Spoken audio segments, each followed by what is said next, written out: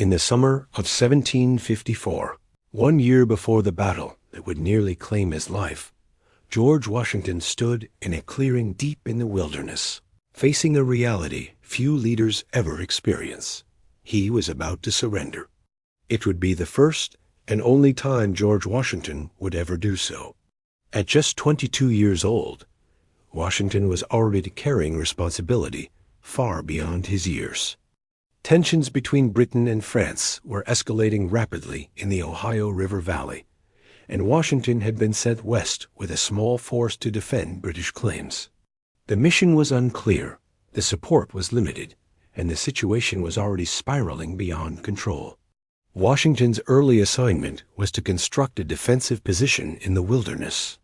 Lacking proper supplies and reinforcements, he chose a low-lying meadow surrounded by dense forest. He named it Fort Necessity. It was a name that would soon take on a grim meaning.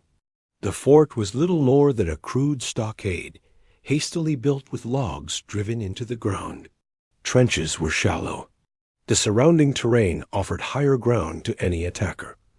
Washington knew the position was weak, but he had few alternatives. French forces, accompanied by Native American allies, began to close in.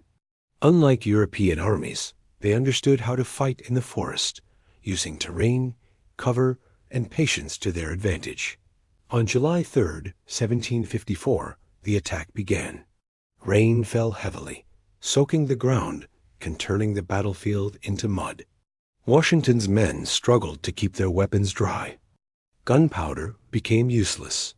Visibility dropped. From the surrounding woods, French and Native American fighters fired into the fort, largely unseen. Washington attempted to rally his men, directing fire and trying to maintain order. But the situation deteriorated rapidly. The fort offered little protection. The trenches filled with water.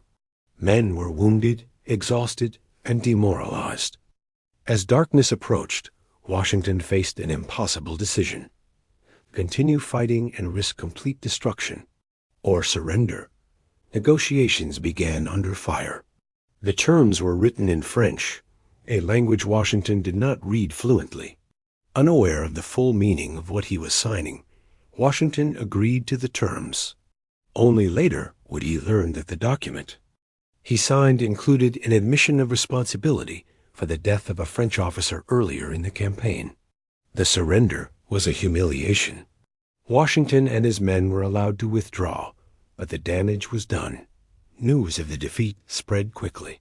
Critics questioned Washington's judgment. His reputation suffered. For a young officer with ambition, it could have been the end. But something unexpected happened. Instead of retreating from responsibility, Washington absorbed the lesson. He studied what went wrong. He learned the dangers of underestimating terrain. He learned the cost of poor positioning.